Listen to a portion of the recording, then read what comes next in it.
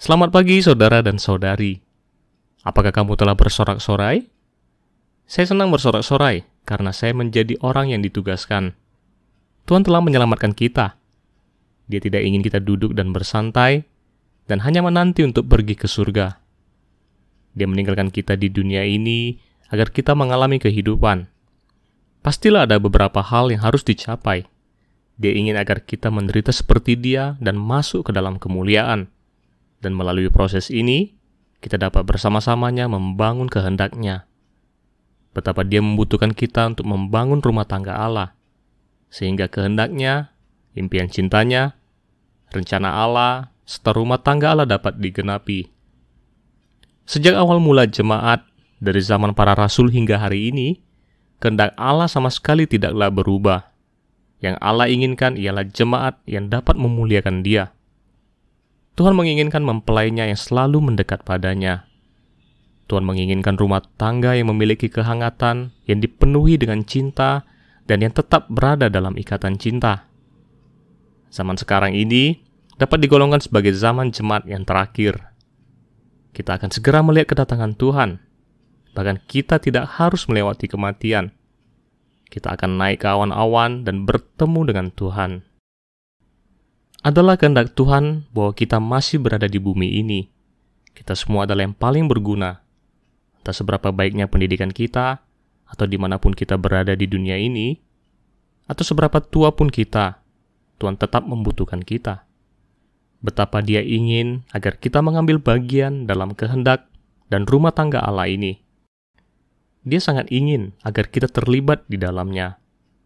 Saudara dan saudari, marilah kita bersorak-sorai karena kita adalah orang yang memiliki panggilan. Betapa berharganya karena Tuhan telah memilih kita. Betapa Tuhan ingin agar kita dapat memuliakan Dia. Saat jemaat berada dalam kesulitan yang besar, ada sebuah lagu yang paling mengesankan hati saya. Itu adalah nyanyian Laut Teberau. Lirik-lirik dalam lagu pujian ini adalah yang sungguh benar. Begitu banyak kendala yang dihadapi dalam proses pembangunan jemaat. Namun setiap pengalaman adalah yang begitu berharga. Tuhan sangat menghargai periode itu. Sungguh berharga karena kita dapat mengikuti Dia hingga akhir, tanpa putus asa. Mungkin di hari-hari mendatang akan lebih banyak kesulitan, namun saya percaya bahwa Tuhan akan menyertai kita. Kehendak Tuhan akan tergenapi. Dia adalah yang awal dan yang akhir. Dia akan bertanggung jawab atas jemaat hingga kesudahannya. Mari kita menyanyikan lagu pujian ini. Nyanyian Laut Teberau, yaitu dalam buku lagu pujian 2, 194.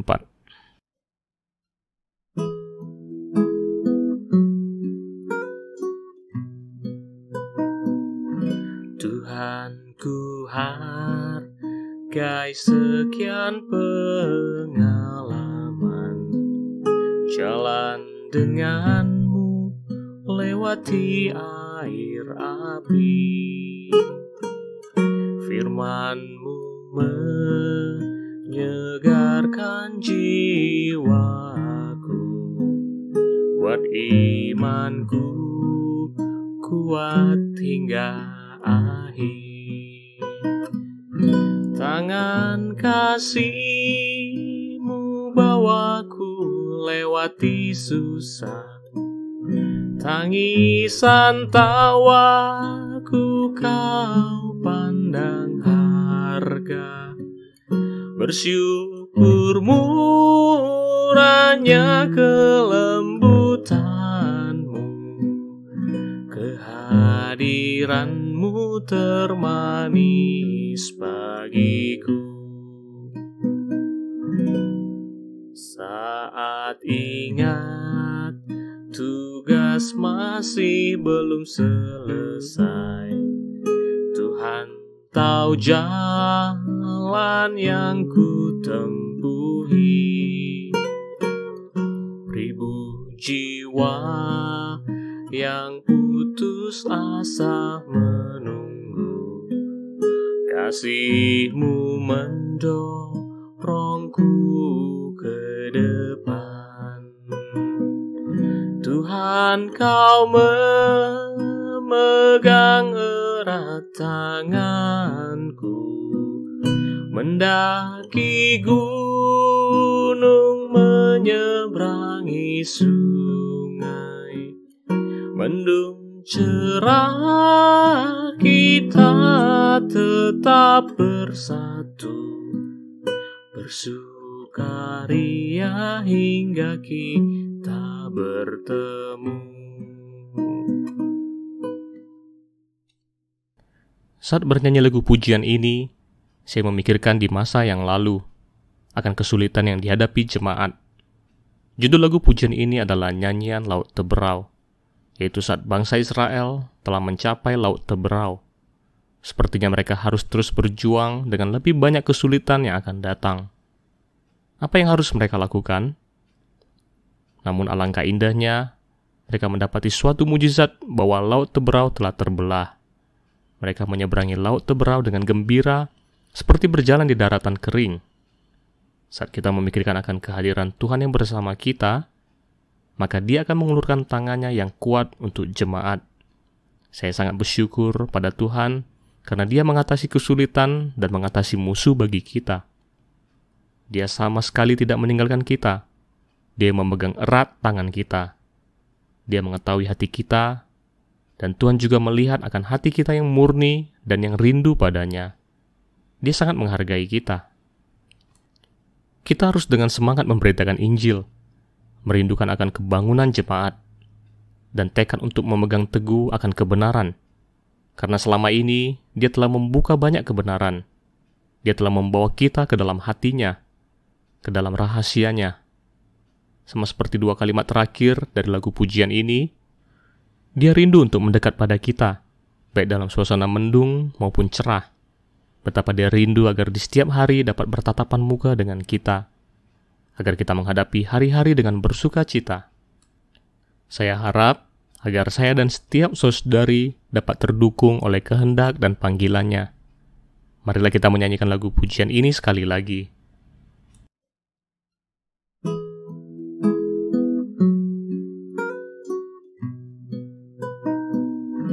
Tuhan, ku hargai sekian pengalaman jalan denganmu, lewati air api.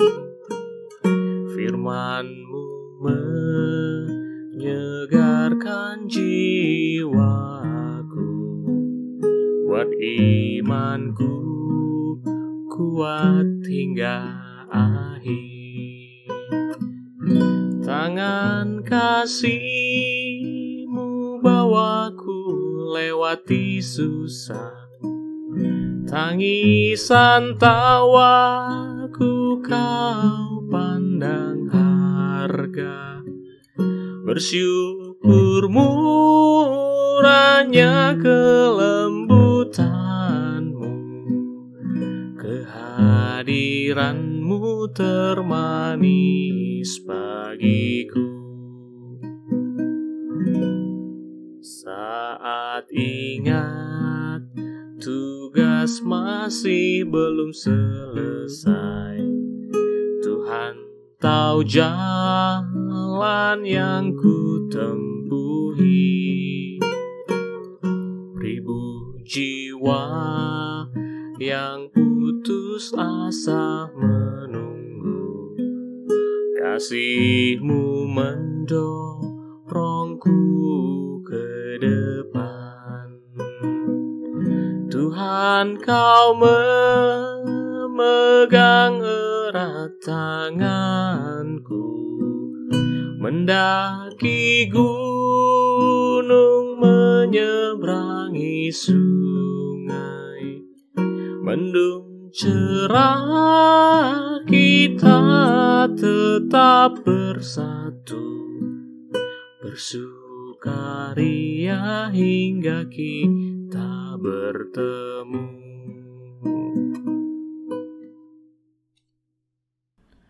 Saya ingin agar kita dapat memiliki waktu untuk menenangkan diri dan untuk merespon pada Tuhan. Saya ingin agar kita bersama-sama menyembah dan berdoa. Ya Tuhan, terima kasih karena Engkau telah menyelamatkan kami dengan begitu mulia, dan Engkau juga telah mempercayai kami. sangat berterima kasih padamu karena Engkau telah meninggalkan kami di dunia ini, sehingga kami bisa satu hati denganmu dan dengan saudara-saudari untuk bersama-sama membangun jemaat. Saya bersyukur karena Engkau telah menempatkan kami di posisi yang berbeda untuk memuliakan-Mu di tempat-tempat yang berbeda, dan kami sedang bersama-sama membangun kehendak-Mu, rumah tangga-Mu yang mulia. Meskipun kami berjuang di tempat yang berbeda, namun Engkau mengetahui semuanya, dan Engkau akan selalu bersama kami hingga akhir zaman. Engkau adalah yang awal, dan Engkau adalah yang akhir. Engkau akan bertanggung jawab atas jemaat hingga kesudahannya. Engkau akan bertanggung jawab atas hidup kami hingga akhir.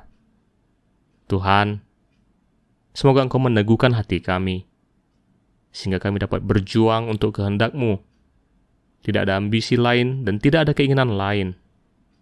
Tuhan, semoga Engkau memberkati kami, sehingga pada zaman ini kami dapat membangun jemaat yang berkenan bagi-Mu, untuk meletakkan batu terakhir di atas bait suci.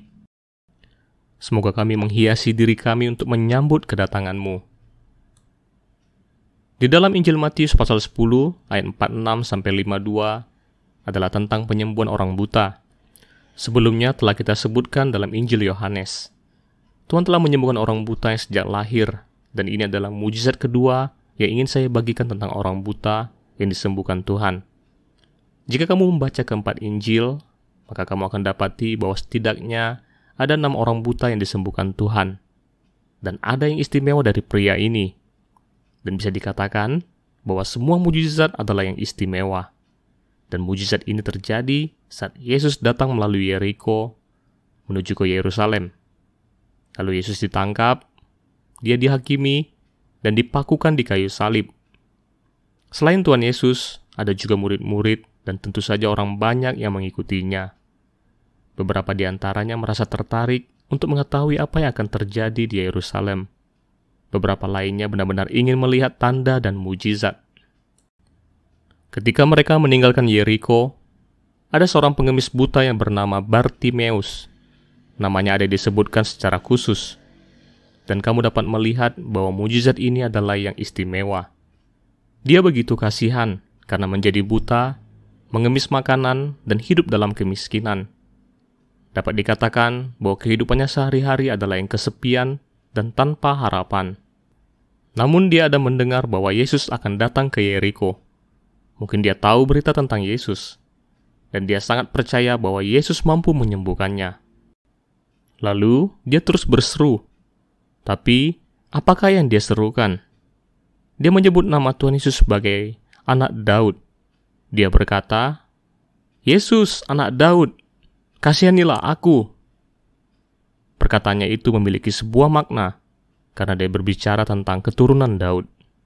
Itu berarti bahwa Kristus adalah yang diutus Allah, dan dia adalah Mesias. Dia tahu bahwa Mesias ini adalah keturunan dari keluarga Daud. Oleh karena itu, saat Bartimeus berseru, maka itu berarti dia percaya bahwa Yesus adalah Mesias yang diutus Allah. Bartimeus tidak dapat melihat karena dia buta. Yang bisa dia lakukan hanyalah berseru dengan suara yang keras, karena dia sendiri tidak tahu posisi Tuhan Yesus berada. Dan bisa jadi hal itu cukup menyebalkan, sehingga orang-orang di sekitarnya menyuruhnya untuk diam. Tetapi, apakah yang terjadi kemudian? Dan bagaimana Tuhan menyembuhkan dia? Marilah kita membacanya bersama-sama dalam Injil Markus pasal 10 ayat 46-52. Lalu tibalah Yesus dan murid-muridnya di Yeriko. Dan ketika Yesus keluar dari Yeriko bersama-sama dengan murid-muridnya dan orang banyak yang berbondong-bondong, ada seorang pengemis yang buta bernama Bartimeus, anak Timeus, duduk di pinggir jalan. Ketika didengarnya bahwa itu adalah Yesus orang Nazaret, mulailah ia berseru, "Yesus, anak Daud, kasihanilah aku." Banyak orang menegurnya supaya ia diam, namun semakin keras ia berseru, "Anak Daud, kasihanilah aku." Lalu Yesus berhenti dan berkata, "Panggillah dia." Mereka memanggil orang buta itu dan berkata kepadanya, "Kuatkan hatimu, berdirilah, ia memanggil engkau." Lalu ia menanggalkan jubahnya. Ia segera berdiri dan pergi mendapatkan Yesus. Tanya Yesus kepadanya, "Apa yang kau kehendaki supaya aku perbuat bagimu?" Jawab orang buta itu, "Rabuni, supaya aku dapat melihat." Lalu kata Yesus kepadanya, "Pergilah, imanmu telah menyelamatkan engkau." Pada saat itu juga melihatlah ia, lalu ia mengikuti Yesus dalam perjalanannya. Apakah kamu ada menyadari bahwa saat membacanya, saya ada menekankan beberapa kata? Itu karena hati saya sangat terharu. Dalam ayat 49, "Kuatkanlah hatimu, berdirilah, ia memanggil engkau." Di sini, jika dibandingkan kata memanggil dengan berseru yang dilakukan Bartimeus, tidaklah sama. Itu bukanlah yang berbicara tentang panggilan suara Tuhan Yesus. Namun Tuhan mengundang dia, mencari dia, dan ingin melihat dia. Hal ini membuat hati saya sangat tersentuh. Di situ terdapat banyak orang, dan pastilah sangat bising. Namun Tuhan telah mendengar seruannya, dan Tuhan memanggilnya. Dan dalam Injil Markus ayat 49 ini, telah menggunakan kata memanggil ini sebanyak 3 kali. Betapa dia merindukan Bartimeus untuk datang kepadanya, karena Tuhan ingin melihatnya. Saat itu, banyak orang yang memintanya untuk diam.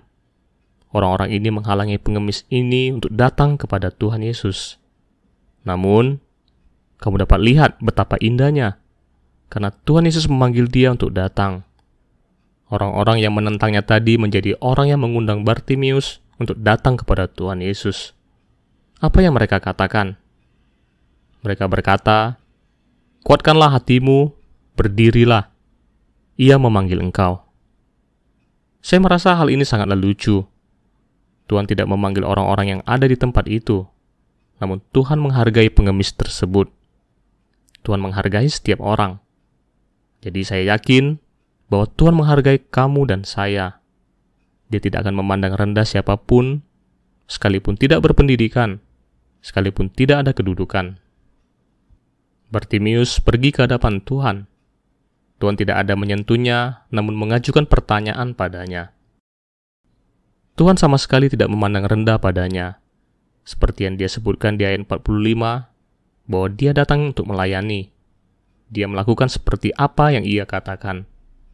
Sesungguhnya, dia adalah Tuhan yang melayani manusia. Dia datang untuk melayani kamu dan saya. Hal yang paling diinginkan oleh pengemis ini adalah agar ia mendapatkan penglihatannya kembali. Apa yang ingin ia lihat? Saya yakin bahwa apa yang benar-benar ingin dia lihat, pastilah Tuhan itu sendiri. Tuhan Yesus tidak menyentuh ataupun menepuknya, tetapi berkata kepadanya, "Imanmu telah menyelamatkan engkau." Dan ini adalah tentang iman lagi, yaitu tentang iman Bartimeus. Janganlah memandang rendah dia karena sebagai pengemis. Iman dan responnya adalah yang lebih besar dari orang banyak. Pertama, dia didorong ke samping oleh orang banyak, tetapi ia tidak menyerah. Dia terus berseru, dia mendengar dari orang banyak bahwa Yesus dari Nazaret ada di sini. Lalu dia berseru, "Yesus anak Daud." Walaupun matanya buta, tetapi dia lebih mengetahui daripada orang banyak lain. Tuhan Yesus adalah anak Daud yang diutus Allah. Dia adalah Mesias. Dia penuh iman kepada Yesus. Oleh karena itu, dia terus berseru dan berseru. Saat dia datang ke hadapan Tuhan, prosesnya juga adalah yang gawat. Orang buta ini menanggalkan jubahnya. Ia berdiri dan pergi mendapatkan Yesus. Dia begitu bersemangat, dan dia datang ke hadapan Yesus. Tampaknya dia tidak peduli bahwa dia buta. Dia berlari kepada Yesus. Jika Tuhan ada memanggil kamu dan saya, pastilah kita akan bersemangat. Kita akan berlari kepada Tuhan Yesus. Orang buta ini penuh dengan iman. Dia datang kepada Tuhan dan disembuhkan.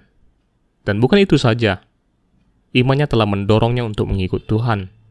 Dan hal itu sangatlah berharga. Begitu orang buta ini mendapatkan kembali penglihatannya, dia mengikuti Tuhan Yesus.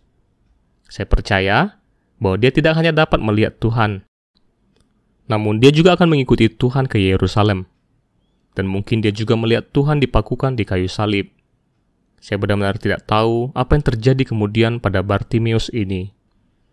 Dan Alkitab tidak ada menyebutnya lebih jauh. Namun saya percaya bahwa mereka telah mengalami kasih dan kuasa-Nya. Betapa mereka bersedia untuk mengikuti Tuhan hingga akhir. Saya sangat mengagumi iman Bartimeus. Saya harap dapat seperti Bartimeus. Untuk bersukacita oleh karena Tuhan. Untuk menanggalkan jubah, melompat, dan datang kepada Yesus. Serta mengikuti Dia di sepanjang hidupku. Bahkan dalam Injil Markus pasal 10 ayat 17-22, yaitu sebelum mujizat ini, sebelum Bartimeus mengikuti Tuhan Yesus, ada sesuatu yang terjadi, sebuah kontras yang besar. Saya harap kamu dapat membacanya. Bahwa Tuhan meminta seorang pemuda kaya untuk mengikuti Dia, tetapi karena dia memiliki harta yang begitu banyak, dan dia sangat mencintai hartanya, sehingga dia tidak mau mengikuti Tuhan. Dia pergi dengan sedih dan menolak undangan dari Tuhan.